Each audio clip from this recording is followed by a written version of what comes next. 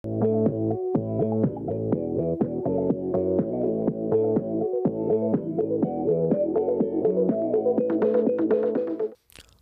Tag, it is Klaus Schwab from the World Economic Forum.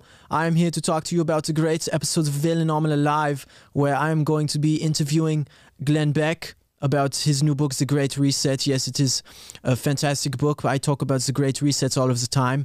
And then an interview with Wilfred Reilly, who is a great guy. And then President's Day. All of these great things are going to be happening on our show today. I hope you enjoy my accent and all of the great things that we talk about on the show. So enjoy. Make sure you are following us on the Will and Amala Live on YouTube on a new podcast channel. And let's get into the interviews. Ladies and gentlemen, we cover a lot of different issues on this show. Social issues, political issues, economic issues, and a lot of times we speculate on their link to the World Economic Forum and the Great Reset. And in looking into this, it can be a really big endeavor. There's a lot of links you have to put together and a lot of things you have to understand to know exactly what's going on. Our guest on the show today has made that a lot easier with his newest book, The Great Reset. He's a conservative political commentator as well as a radio host, TV producer, and New York Times best-selling author, Glenn Beck. Glenn Beck, thank you for being on. Thank you. Thank you. It's a pleasure. Fantastic. So, Glenn, let's go right out of the gate and get to the heart of the issue, the tough stuff to talk about and the tough stuff to explain. What exactly is the World Economic Forum and what is the Great Reset? So let me keep it as simple as possible. If anybody's ever heard of Davos, the Davos crowd, it's the elites, the big business people, the big bankers, and they go out and they go on a skiing trip for 3 or 4 days or for a week. But it's more than that. It's the dinners, it's the connections. You have politicians that attend from all over the world and speak. This was a birth given by George Soros, and the World Economic Forum came out of Davos. And that is, we have all these people here. Why don't we see if we can design a better world? And so they have been trying, and they seem irrelevant because what power do they have? Well, they have the power of all of the people that go to Davos. And they put something together called the Great Reset. And I can explain it by showing a couple of examples of news that have happened this week. If you see, for instance, the Remington story, most people will see that Remington settled for $73 million. And you'd think, why would a gun company settle? That's crazy. You fight it to the Supreme Court and you'll win. Why would you settle for a dime on that? And the ramifications of this is every gun company, anyone who sells a gun, now is going to be sued. And what's going to happen to the Second Amendment? Let me explain it. I really believe that if you truly understand the Great Reset, it's like a decoder ring or, a Rosetta Stone for the news. Everything will come into focus. So let's just take Remington. This wasn't about the Sandy Hook kids. It wasn't about Remington. This was all about the insurance companies. Who's on the hook? Remington's gone. Remington broke up into several different companies. They no longer exist. So the gun company did not settle. The insurance company did. The insurance company just wanted to, this is the happy way of describing this. They just wanted to get it over with, pay the fine, and let's move on. Okay. Well, what does that mean for gun companies, gun manufacturers, gun sales, gun stores? It means now that your insurance, if you carry guns or make guns, your insurance is going to go up because they've now opened the door to lawsuits. And it's not even about the lawsuits. It's about the price of insurance, or insurance companies have been leaned on through the Great Reset. They've been leaned on all these financial institutions to stop insuring these gun companies. Well, now here's their excuse. We're going to have to pay out over and over and over again for every gun company. You're too risky. This could be the end of the Second Amendment just because of the financial and insurance companies.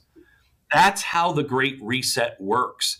It's fascism, where no, you do whatever you want. Of course, you're going to lose power, influence, credibility, maybe banking, insurance, and it goes all the way from the very top down to the bottom. Let me give you one other example of how it works. The Great Reset is World Economic Forum, and it was brought into play in Canada with the truckers. You'll notice when Trudeau said he was going to go after these truckers, he had to say that they were terrorists that might incite violence. There is no violence. The only violence was somebody who was part of Antifa ran their car into a truck trying to kill people. But that violence was not from the right or from any of the truckers. So they had to make sure that they got those bridges open, because that's the economy. And they lumped all of the truckers together. The bridges, they said, was for the economy. But those trucks have been removed. Those bridges are open. They've been open for a few days. Why the emergency for the people around the Ottawa capital? Because it's not about them. It's about enacting the Great Reset. You'll notice when Trudeau came out with the emergency powers, he didn't come out with police officers behind him. He didn't come out with the military behind him. He came out with the most powerful weapon of the Great Reset, the Treasury Secretary. In Canada, it's called the Finance Minister. And what did she say? We are now registering all crowdfunding vehicles. They all have to be registered with FinTech to make sure that they're not doing anything illegal and all of this money can be watched. They have to now, by law, report any large donations. Otherwise, they will be considered of possibly financing terror organizations. They said that banks can now seize all of that money. And they said, give, send, go. They should look at their business model, because they believe that financial institutions and those who provide transactions, meaning taking credit cards, they are now prohibited by law working with them, because they might be enabling terrorists. This is exactly what the Great Reset does, except they went further, and this is where everybody should be worried. First of all, they named anybody who disagreed with the government a terrorist. You didn't have to be threatening anything. You're just a terrorist because of your misinformation or misunderstanding. You should be with the government. You're questioning the government. But they went on to say, if you own one of those trucks and it's from your fleet as a company, and your truck driver took that truck and parked it there, your company will now lose all financial services. We will freeze all of your funds that are in the bank, so you're not going to be able to do anything. Plus, we will revoke your business license and your insurance to do business. What are you going to do? Yeah, I mean, what can you do at this point? I mean, what I think is really important for people to understand is that this is no longer Republican talking points. This isn't a right versus left issue. This is what I see as an us versus them issue. I mean, if you look at the people on the World Economic Forum, you have people who are conservative members of Congress. You have people from all over the political spectrum. Why do you think that it is this way? Why do you think that this isn't just a clear-cut political divided issue? How has it gotten to be this all-encompassing mass of people from all over the spectrum to now be enforcing these edicts onto us? So there's two answers to this. So let me take the first one of why we're all involved, and it's us against them. This goes, especially in America, to the very heart of who we are. I believe we could have an economic depression, and if the government stays out of the way, we'll help each other and we can rebuild anything. If you want to, take apart capitalism, good. Let's take apart all of the crony capitalist parts. You know what I mean? Yeah. Capitalism is good. It's just gotten so corrupt that we need to reset all of that, not destroy capitalism.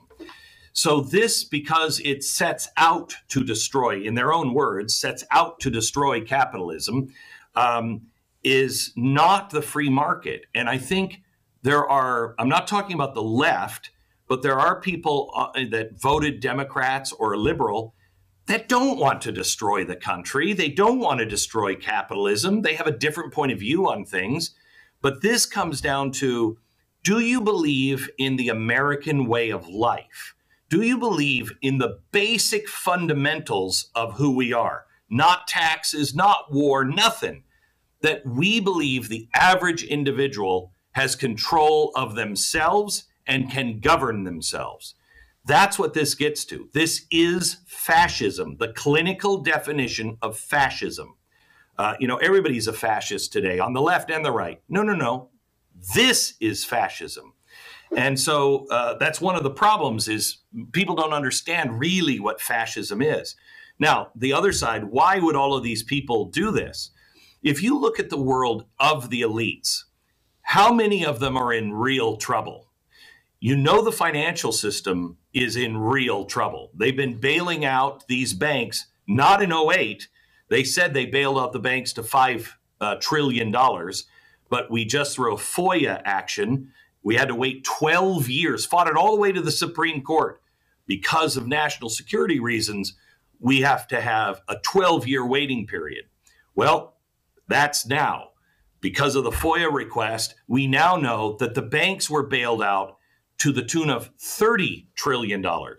Since October of 2018, right before COVID, they have been giving the banks money again. Something was wrong with the banks.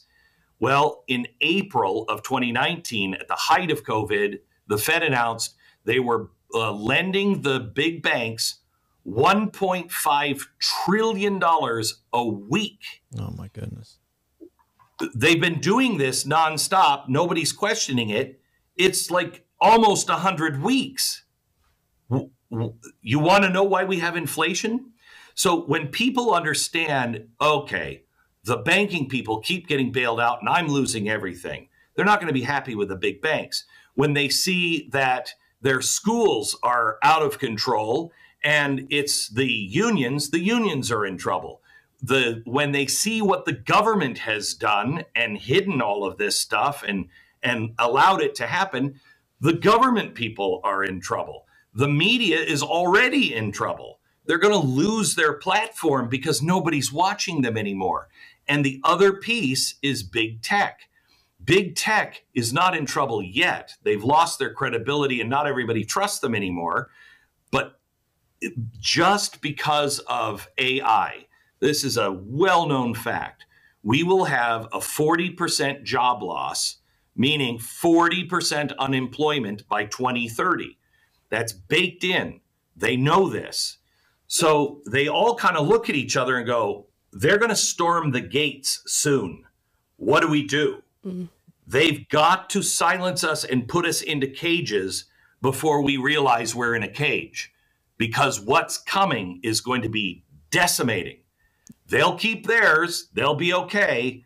But they've got to control the little animals down here because they can't afford, and you can read it in their own writing, a global revolution unlike anything the world has ever seen. Yeah, I mean, I was just listening to Joe Allen this morning, if you're familiar with Joe Allen, talking about transhumanism, and he was talking about people, and I believe it was Futurist magazine, talking about AI that now has consciousness, that they're seeing AI that has consciousness. I mean, it seems like they think, they're not exactly sure, but he's, maybe he's being a little provocative when he's saying it, but that's what they're leading into. He's a pretty credible guy. The scientist that came out, he's the guy, he was the partner with Elon Musk with OpenAI. And they're trying to protect people from AI. I mean, people don't understand. AI, if and when it gains consciousness, it's an alien life form. We cannot predict what it will do.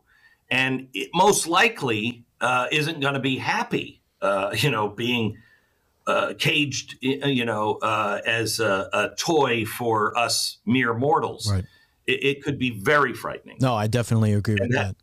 Going back, we don't have a whole lot of time, but I want to get quickly into what you were talking about with inflation, because this is affecting everybody. And, they're saying, oh, it's 7.7%. It's really closer to 20% inflation. And you've had this quantitative easing and this lending to banks and all of this.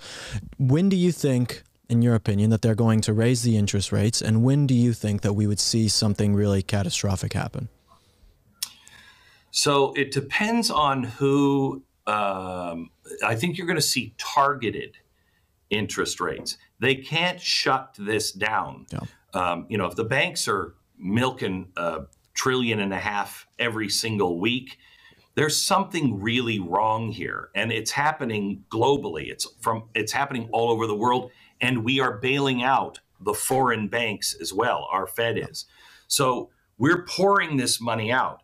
The typical way to control inflation is to raise the rates. The Fed is a little afraid of doing that because it could easily stop the heart of the economy, because we're not recovered. No. Okay, we're not doing anything to recover. We're just pouring money on a pile.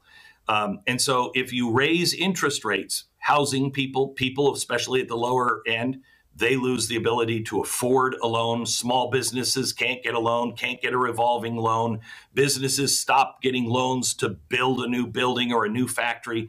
It's really bad situation. This one is so bad that I'm not sure if you could ever pull this back.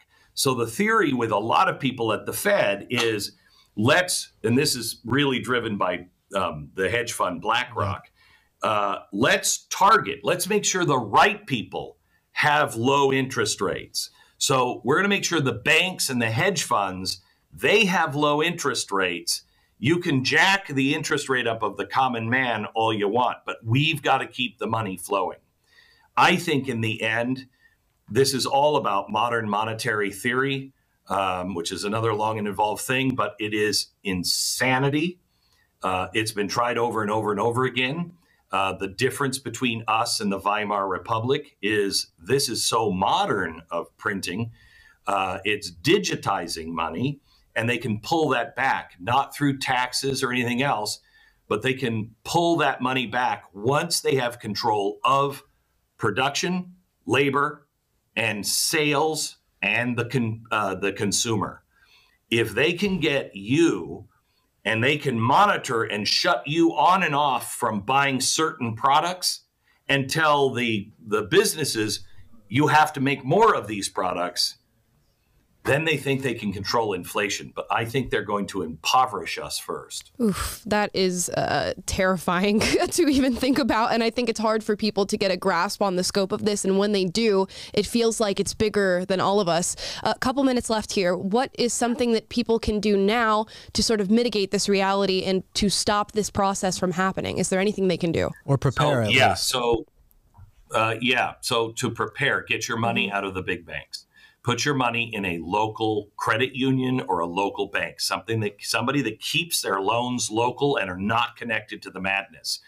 And when you pull your money out of these big banks, tell them why you're doing it, because you are engaged in the ESG scoring system, which is the Chinese, what do they call it in China? The social credit score. Yeah. And we want nothing to do with it. Stop using my money. You have to look at if you are invested in your 401k, are you invested in BlackRock? They are one of the big leaders. Pull your money out of BlackRock. The other thing that is really kind of exciting, we have 20 different states that are now working on anti-ESG legislation, and they started about 2 months ago. You've got to call your state senator, your state rep, and your governor and tell them two things. Pull their money of all of the pensions out of BlackRock. Money doesn't talk, it screams. And BlackRock is the leader and the biggest hedge fund that's pushing us all towards this. And then pass legislation in your state that says, in this state, you are not allowed to use any social credit score to make any financial decisions, any insurance decisions, you can use they're a risk because they didn't pay their last loan back or whatever, but nothing else. You cannot get into a social credit score. If we stand against this in our states, we have a chance of survival. If we don't learn it and then work to stop it, this is the knockout punch for America. We don't survive this storm. That sounds like hyperbole, but read the book, you'll understand. No, and please do one other thing for me. Do not go to conspiracy websites. Don't take even my word for it. My book is all footnoted. It's all directly quoted from the World Economic Forum, the White House, the Treasury, etc. It's scary enough on its own.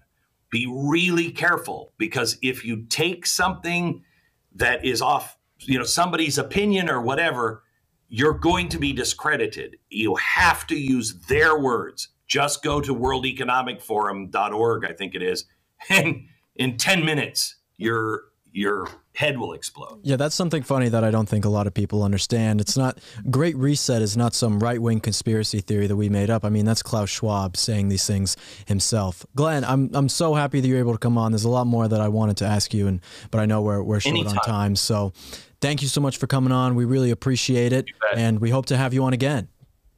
Anytime for you too. Thank you. God bless.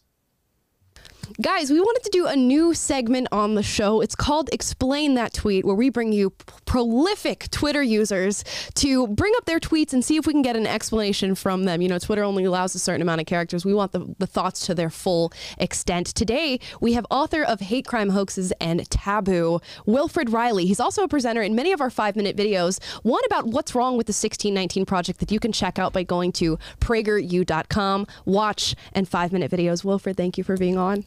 Yeah, glad to be here. Fantastic. I'm going to just throw them at you, okay? We're going to just rapid fire these.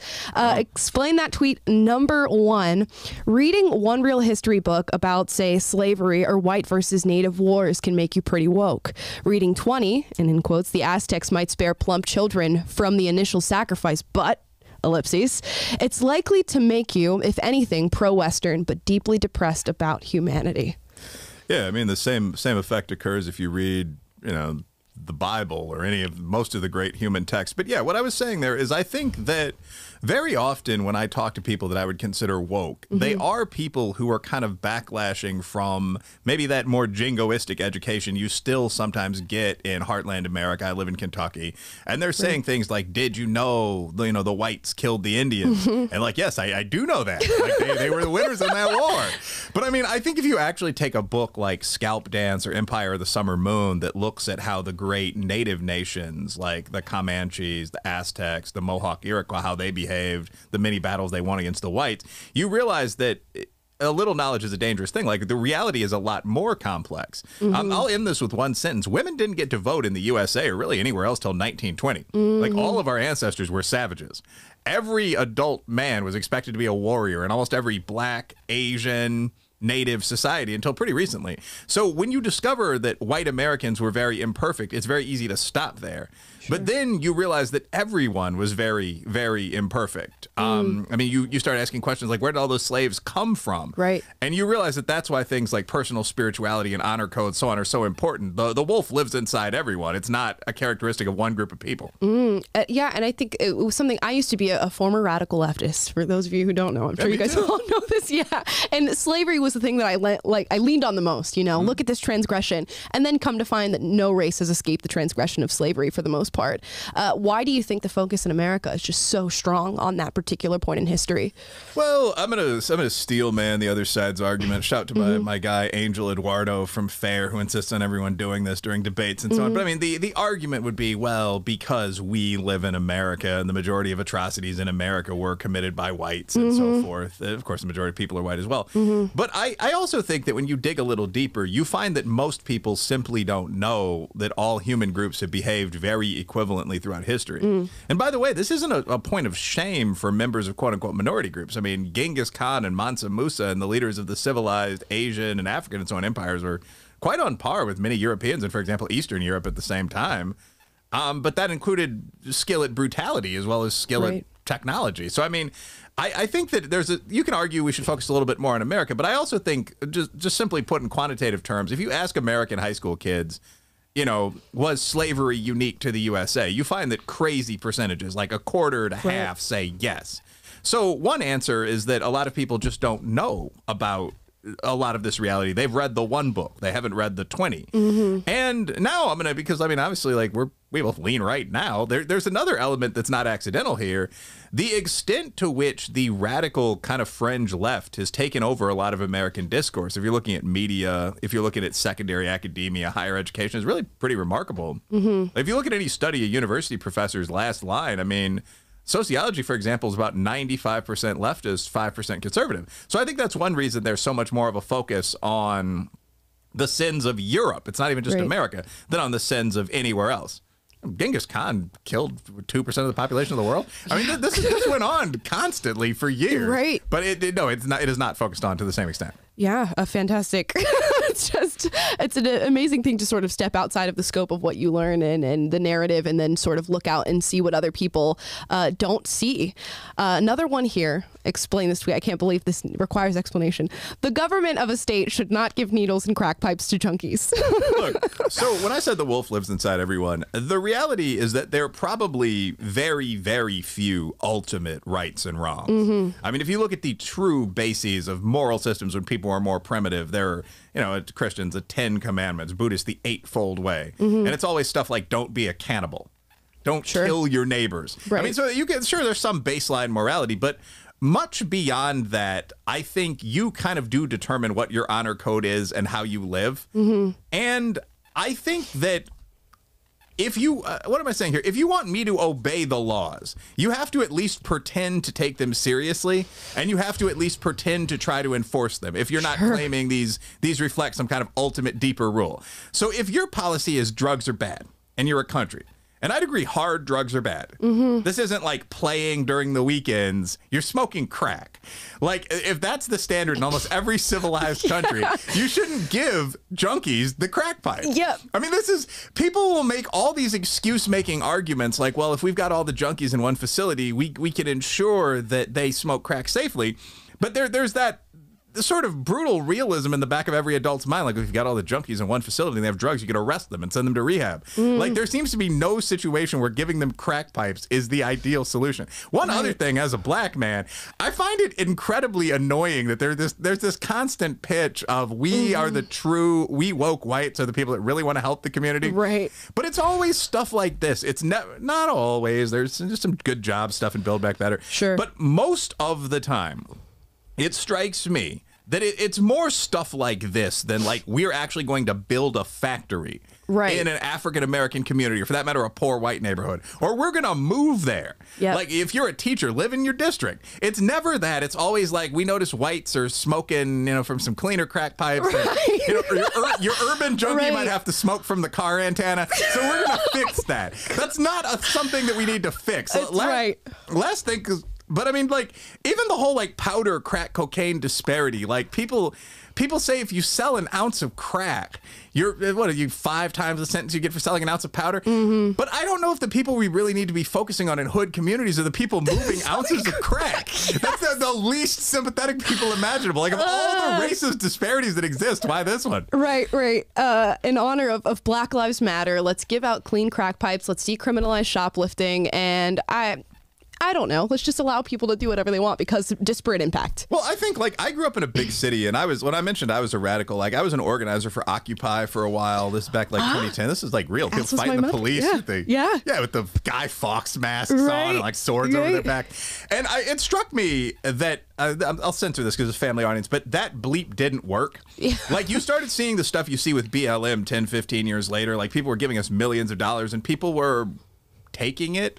Stealing is a loaded phrase that my lawyers advised me not to use, but it's just like the bank account for Occupy Chicago, I think, is still frozen. So it's fun to hook up outdoors and scrap with the police, but none of this seemed to be doing anything for, in that case, I guess, student communities, working class communities of all colors. And BLM seems to have had the same effect on black communities, which is to say not much. But the point I was making is actually a slightly different one. One of the things you noticed with Occupy was that a lot of like woke college girls, bluntly, would come down to the radical zone to kind of play. Like there were all these fun people there and they had weapons and you might hang out with them for a night, then you'd leave. This was sort of this game. And I noticed there's this same attitude toward the hood. Like you hear this incredibly patronizing stuff like, well, we know some of you have to work as sex workers, but while you do, you will be safe and your crack will be hot. Why don't you try to help people not work as prostitutes and smoke crack? Right. I think would be a very good starting point. Why don't treat people as fellow human brothers? I think is a good baseline idea. Yeah, it's almost like, oh, well, we've accepted that this is the reality for people of color. So why not why not facilitate it for them? Yeah. Amazing. Now, actually, what you just said there, it's worth thinking about that in detail. Obviously, you can choose to be a sex worker. I'm pretty pro-sex. I'm not going to discuss that in detail, unlike some current government officials. Yep, the kinks. Yeah, keep that to yourself. I favor considerable entertaining decadence with someone you like indoors. But anyway, but with all that aside, like, consider that sentence, though. Like, sure, you can consensually choose to be a sex worker, but at a broad systemic level, people are saying, we expect you to be crack-smoking whores. That's the absolute norm in the black community, and we're going to help you with that. Why? Yeah. Like, take your crack pipes back home. And they're the ones who are going to end racism. Yeah, it's all these starting assumptions. Like, the starting assumption behind cutting academic standards, of course, is that blacks, and by the way, you'd have to say to even greater extent, Hispanics and natives in a lot of situations, but are just academically incapable. And you kind of, it's just a polite way of saying them people don't even speak the language. Yep. You know, like what you want to do is, you know, do a year of bilingual education, but then take students in poor Hispanic areas and put them in classrooms, everybody else, and, you know, make them learn math, make it intensive. The goal is to get people to know things, not to pretend that knowing things doesn't matter and admit people into your elite universities regardless of whether or not they know things. It's just wild that has to be verbalized. Yeah, it's amazing. Crazy. It is pretty crazy. Speaking of crazy, here's your next tweet comparing the A, reality of, and B, mainstream media coverage of the, quote, Freedom Convoy, as versus the Black Lives Matter protests and riots is a remarkably eye-opening experience, even for me. Yeah, and I mean, I'm a right-leaning writer, so I mean, I expected there to be some BS from the media, but I mean, the coverage of the Freedom Convoy. Now, I will say, first of all, I don't think like mass public demonstrations generally work all that well. I think the thing that was so effective about the Reverend King, for example, is that he would walk everybody across the bridge, and you would see all these potential fighting men from like HBCU football teams not fighting, and he would make the point, why can't we walk across this bridge on any day? I mean, people were doing things like sitting down at lunch counters with their girlfriends in a suit and quietly ordering a banana split. So, I mean, I think that was what's so effective. It's this sort of normal behavior contrasted with the frenzy of the people responding to you. Right. But in terms of like the classic like left and right fight in the streets type of demonstration, I'm not sure that accomplishes much of anything. So the Freedom Convoy by about day 3 would have started to annoy me if I were living in Ottawa. I mean, it's like just the honking starts at 7 a.m. and stops at 8 p.m., apparently.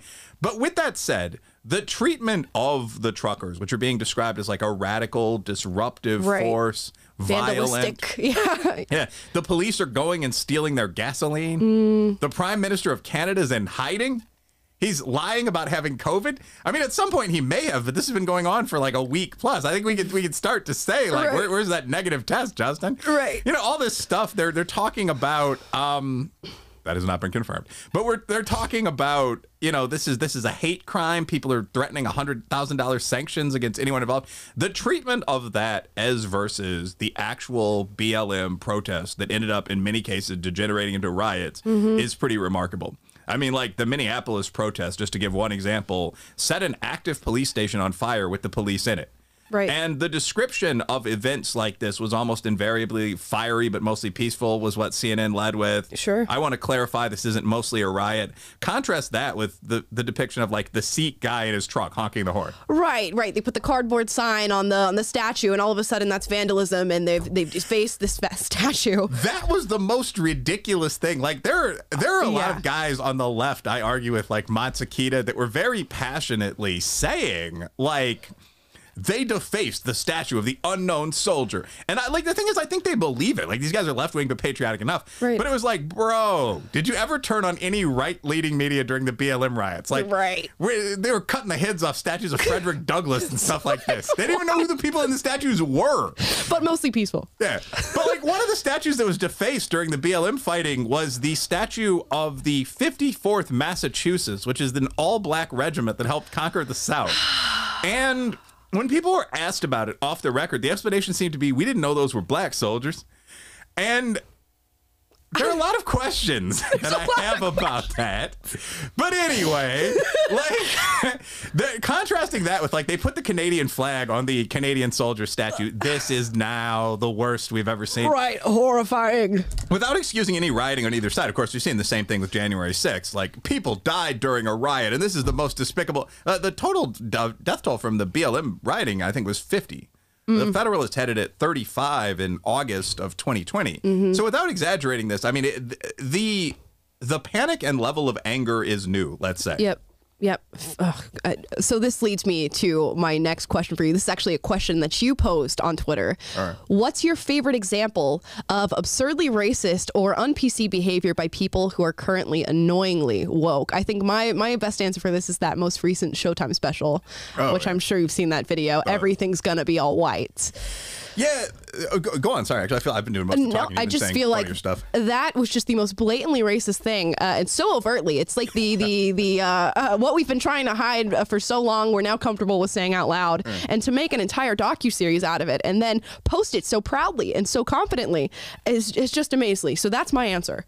Well, this is actually something. If you look at kind of the Ibram Kendi left, like something they say very confidently is that the solution to discrimination in the past is discrimination now. Yep. So if you see a gap that you think is due potentially like 50% to what was often in the North implicit discrimination in the past, the solution to that is open, explicit discrimination today. Right. So, like, I actually would agree that, like, for example, there are audit studies that find that there's maybe a 7% level of discrimination against black names in hiring. And again, even there's a response. Like, the black names chosen are always things like Shaniqua, right, by, again, sort of like good-thinking white activists.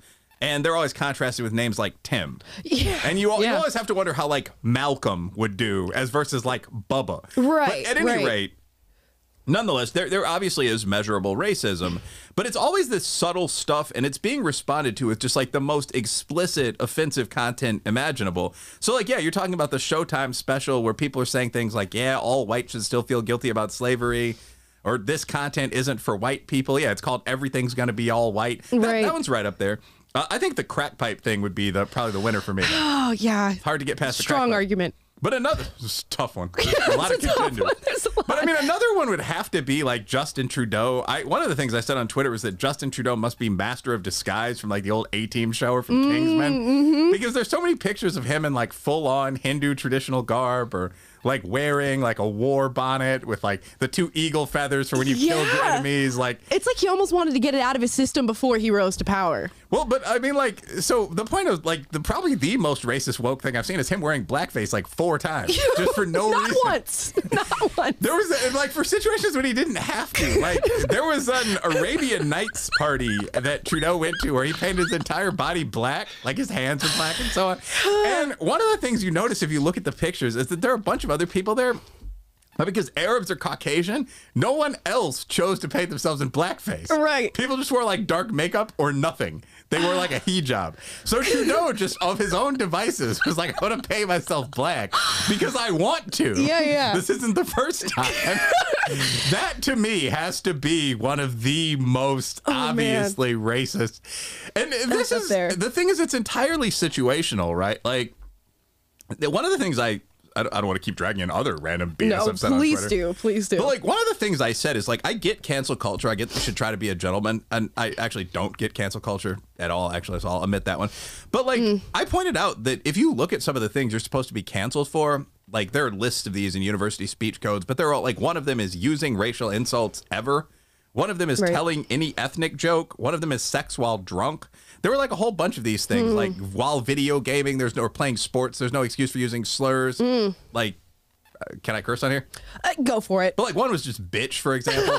And it was like the percentage of men that have done that. I don't know about like the women's game or whatever, but it's about 100. So who gets canceled is very situational. Like it's Joe Rogan, but it's not Howard Stern. Exactly. And the point is, like, the most racist thing I've seen from kind of the woke block would be Justin Trudeau repeatedly wearing blackface just for the hell of it. But his cancellation risk is extremely low. Oh, yeah, because they know he's going to continue to support the narrative going forward. So there's no reason to call about his cancellation now. Yeah. You brought up Joe Rogan, which leads me to your next tweet here. My version of what Rogan said would be, quote, I may personally regret having said certain terms like the N-word in the context of quoting others, but the people attacking me are totally disingenuous and dishonest, and I have no plans to apologize to the internet. Continue watching or not, end quote. Yeah, I mean, I think that, first of all, I think it's extraordinarily obvious that Joe Rogan's not a racist. Clear. I think it's extraordinarily obvious that most people in integrated kind of up middle class urban culture aren't racist. Like, racist has to have an actual meaning. Like, if you ask someone, would you have sex with someone of a different race and then consider proposing to them for marriage? And the person was like, yes, you're probably not a racist. Right. Are 3 or more of your closest 10 friends say black if you're white or white if you're black? Anyone who says yes isn't a bigot in any traditional sense. It's actually a very coherent response to you're a racist to say, no, all my friends are black. Sure. I've never understood that's something we're supposed to mock. There's, again, that upper class, working class disconnect there.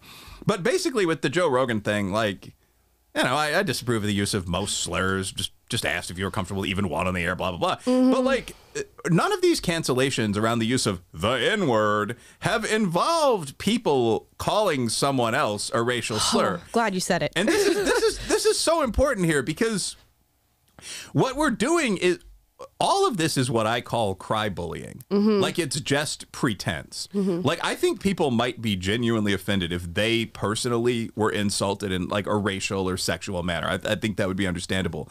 But what you're talking about is teachers, like beloved old teachers being drummed out of school, generally to make room for newer, more fashionable teachers because they read Huck Finn out loud.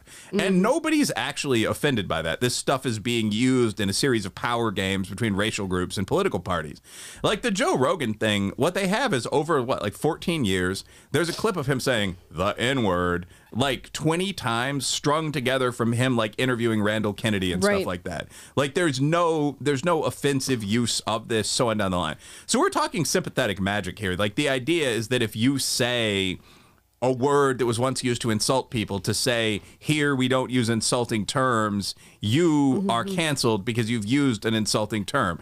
It's just the stupidest thing in the world. Like the dumbest example of this was actually Papa John. From Papa John's Pizza. I remember this controversy. Yeah, and it's weird because now he's getting a lot of love in the black community because people know what happened.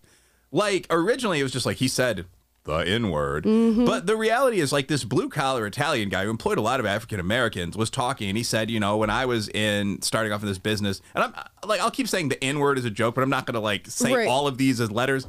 You know, we used to say terms like WAP or Nick, you know. And slurs for every, I'm not going to insult 15 ethnic groups either, so you got to balance it. Just to get all of them. Jews! But anyway, like, but he was like, slurs used to be used. One of them was the N-word. We don't say those anymore, and I don't tolerate that as a businessman. You might correct like 1 or 2 words I just said. But for that, because he said like 3 of the terms, he was canceled. That's the stupidest stuff in the world. This is the diversity training where the overall boss is willing to come talk to you, and he says, we don't do this anymore, and so he gets fired.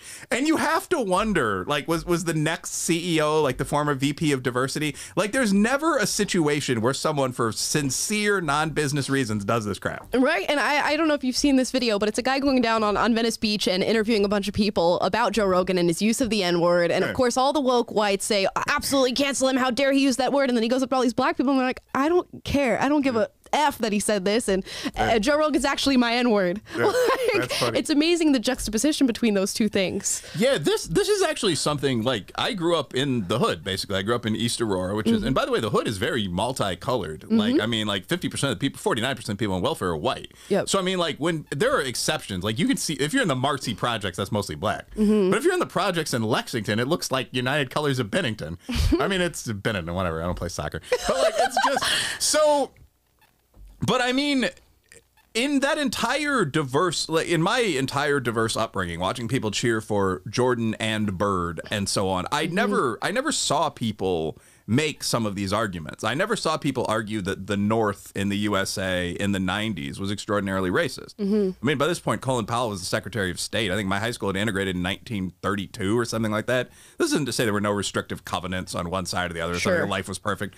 But I mean, like, the extent to which, when you get into upper middle class life and you hear the level of sensitivity that goes on, it can be shocking, is really remarkable. And this is the real point. The extent to which this small cadre of people has, again, infiltrated discourse, like we talked about that 95 to 5 in sociology and academia, one of the largest fields. It's pretty crazy. So you have, like, with things like, can men get pregnant? If you get on Google and you search, can men get pregnant? Nothing about transgender, no softening language, just can men get pregnant? Look at the first 5 hits. Right. The influence of this tiny fringe of people in tech, in discourse, in business now is absolutely remarkable. And that's what's happening to Joe Rogan. The thing is that, getting back on track, Joe Rogan has $100 million in the bank account from his last contract. Right. Rumble's offered him $100 million more if he wants to break that contract to take a certain element of a loss. So I don't think he has anything to worry about. No, not at all. You know, many people do. And you just perfectly segued into your last tweet here. Boom. Radical idea. Why don't we unify and utterly wipe out intellectually with humor the small fringe left that has infiltrated much of media and academia? Why don't we? I think people are starting to. Like, I mean, just even walking through, like, the Prager complex here, I mean, it's a 2-3-story building. And one of the things that's notable is that everyone's just normal. I mean, I think the like, I assume everyone can see all of us, but, like, you're African-American woman with some solid ink going on. Thank you.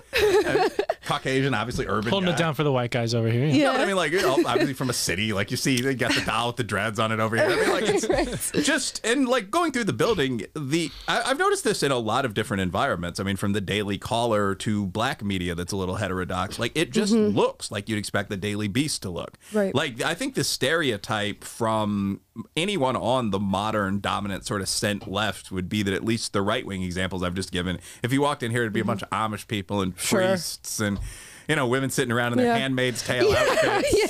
You know, that kind of thing. But I mean, I think in reality, normal citizens are starting to backlash to this. I mean, there are entire colleges, the University of Austin's currently being established, that are kind of forming up to fight these nonsensical ideas. I mean, just as a blatant plug, I'm a member of a couple of the groups involved. Like 1776 Unites is the black business and social science community, or at least the right half of it, or whatever percentage, response to the 1619 Project. And I think a lot of the comments from Bob Woodson and Glenn Lowry, Shelby Steele, Coleman Hughes, a lot of the people involved with that, is a lot of this stuff kind of makes us look dumb. Like, if people argue that the only cause of, like, any gap in performance is either racism or genes, which you hear pretty often, no, I mean, a lot of things. Right. Like when I mentioned Hispanics were struggling academically, often to at least the same extent as blacks, there's a factor there is speaking primarily Spanish. So the reality is that life is complicated, and these sort of explanations are almost worthless. So 1776 is one example of a group responding. FAIR, the Foundation Against Intolerance and Racism, which beyond Bartnig, Barry Weiss again, Glenn Lowry, Megyn Kelly, a bunch of other people set up, is interesting in that it responds to both traditional allegations of racism. We'd certainly get involved if a school was, like, segregating and abusing black kids, 100%. But we also respond to allegations of woke racism, essentially. Like, we would 100% respond if a school was segregating and abusing white kids. Sure. Or doing stuff like privilege walking, where you have 8 and 9-year-old kids announcing that they're bisexual or saying whether or not their children are divorced. So, I mean, I think you're starting to see these massive organizations as people get tired of this. The reality is that everyone sort of knows the emperor has no clothes. Like, on Twitter, and, like, I obviously have kind of a center-right audience, but again, very urban. It's mostly people from Chicago and Louisville, probably 50-50 ethnically. Actually, I don't know about that. A lot of low-key whites, probably. There might be a few sprinkled in there. No, but I mean, like, but there's nothing wrong with that. Even the idea that your audience has to reflect your countrymen in some exact proportion is extraordinarily bizarre. Yes, it is. Like, white guys I've played sports with will comment on some of the things, or was on teams with the high school, will comment on some of the things that I say, and people will respond like, what do you know about that neighborhood? And they'll sort of say, well, I live there. What do you know about it? I mean, anyway, but all the blither aside, basically, I think that people are starting to, so the focus here, though, diverse audience. I actually asked, do you believe, with no qualifiers, that men can get pregnant?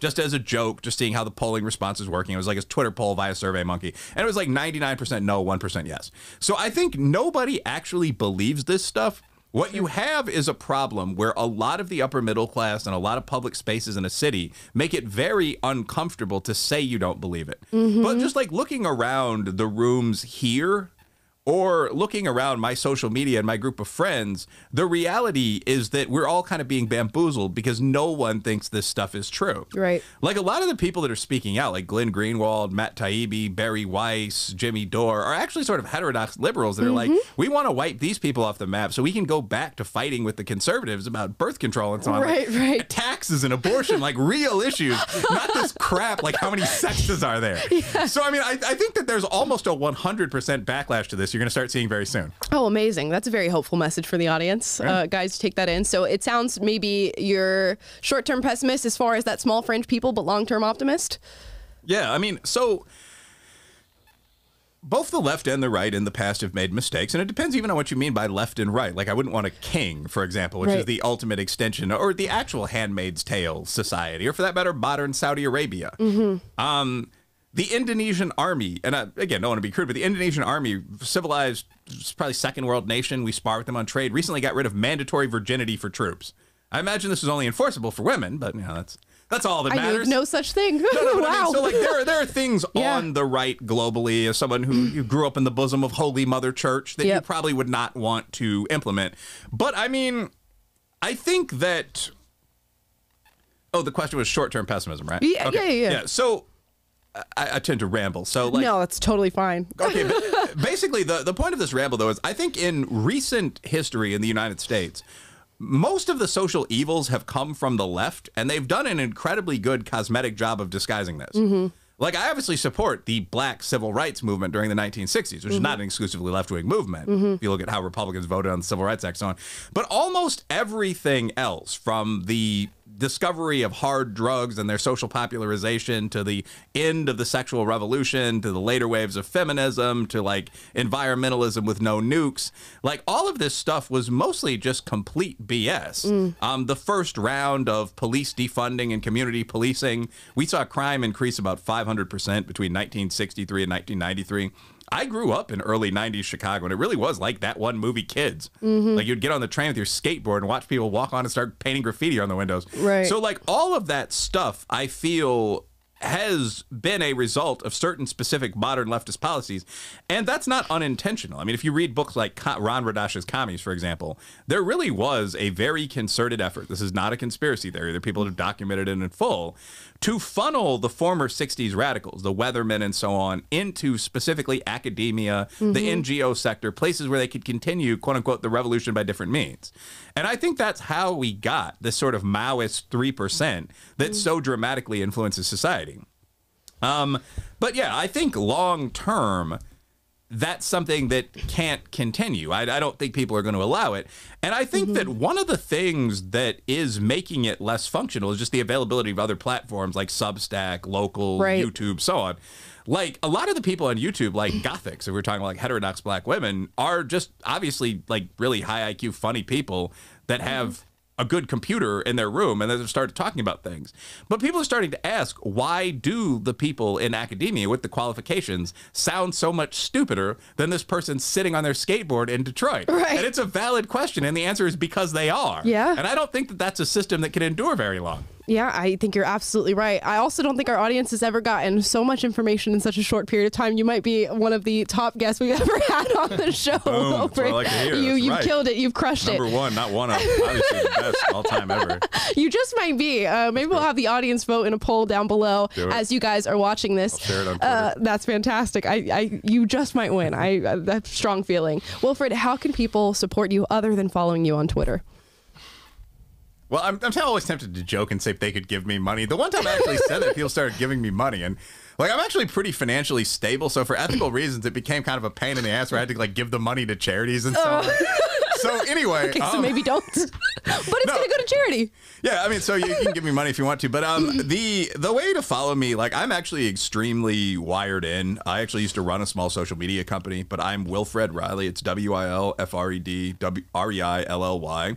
And if you just search that name, you'll find my Twitter, Facebook, me on the university website for KSU, awesome. All that stuff. Great. Fantastic. Thank you guys so much for watching. Wilfred, thank you for being here. Thank you.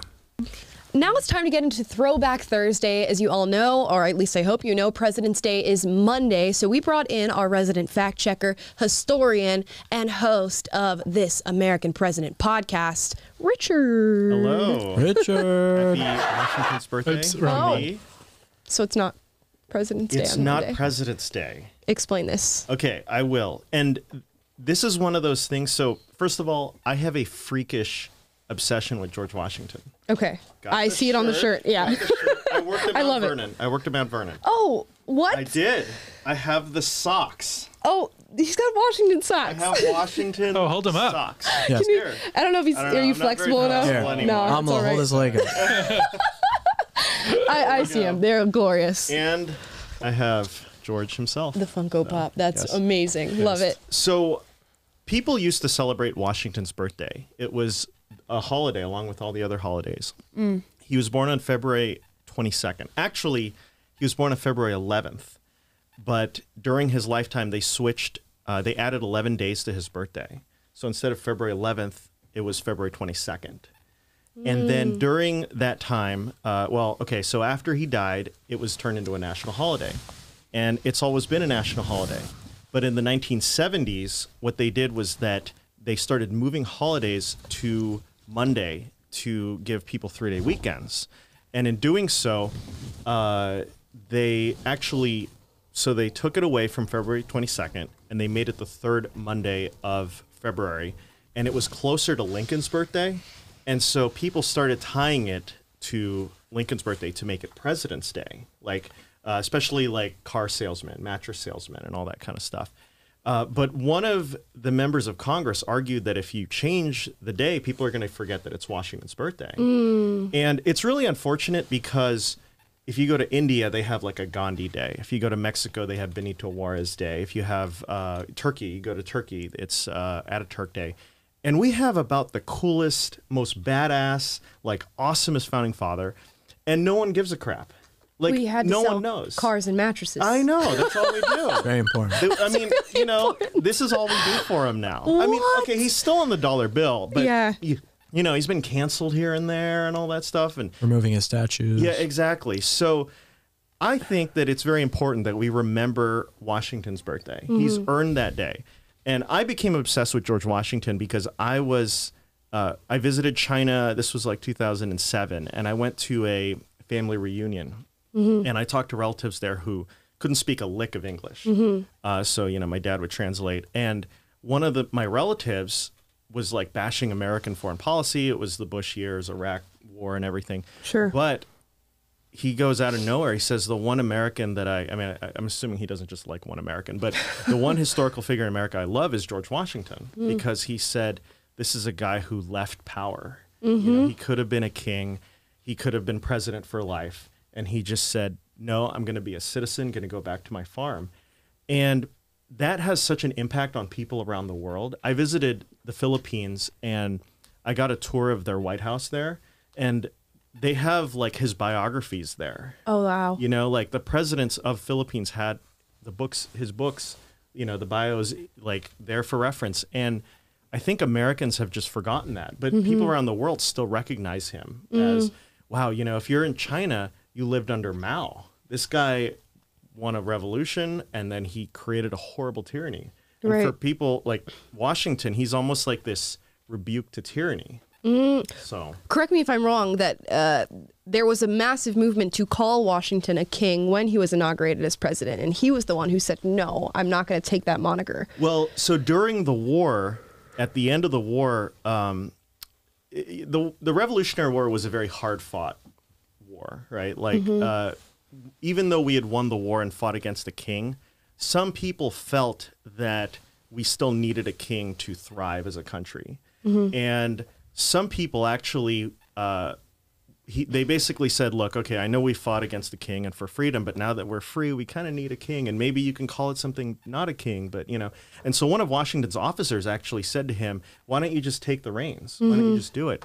And he wrote back and he said, that is the worst thing you could have ever said. And I don't know anything in my conduct that would have encouraged that. So he vociferously rejected that. Wow. So what that's so great. That's so good. Yeah. And other people around the world see that, but it's sad that Americans don't see that anymore. Something else that's really important about Washington, that when I hear so many people call the founding fathers racist, and the country was founded on racism and founded on slavery, all this kind of stuff. As George Washington famously said, a little paraphrasing, but there's no one who wants to abolish slavery more than him, right? I mean, this is what these founding fathers believe. Benjamin Franklin started one of the first anti-slavery societies. That's John Adams was against slavery, like all these different things, but they call them these racist people. People forget that George Washington, very early into the war, he received a letter from this lady. She was a poet. Her name was Phyllis Wheatley. And she was a young African-American lady. She had been a slave. She had been freed. And she wrote this letter to Washington, basically saying, that, this was in early 1776, so very early in the war. And she basically wrote this poem to him, praising him. And Washington, who was a Virginia member of the elite, a man who took seriously the etiquette of the time, he wrote to her as a social equal, and he praised her writings. He said that God has gifted you with skill, and then he invited her to come to visit his headquarters, and that was something that probably very few people would have done back then. I think it shows that Washington was a revolutionary figure, not just as a military leader, but also even on social issues, Right. And one of the things that I always like to point out is that he freed his slaves in his will. And when he did that, he actually put it in his will that the elderly slaves would be taken care of. The young slaves would be educated. And I think people don't, and he wrote he wanted that to happen because he wanted them to have a better life than the one that they were born into. And what people don't realize is that teaching slaves to read was a threat to the entire system, because slavery was built on keeping them illiterate, keeping them uneducated. Thomas Jefferson did that too. Yeah, he taught his slaves to read. So he really he was born into this society where slavery was already there, and he wanted to get out of it, and he was called to be president. He was called to be commander, and it made it very difficult for him to get to that point. But, by the end of his life, and also if you had the fact that most of the slaves on his estate were actually under his wife's late husband's estate, so he couldn't actually free them. And they had married his family's slaves. And in doing so, it meant that if he freed his slaves, it might break up the families. Sure. Right? So there were all these complications that made it hard for him to get to that point. But it's very remarkable that you have a guy that's a Virginia slave owner that got to that point where he said, hey, I know this is wrong, and I'm going to try to right it. And that's what he tried to do. So.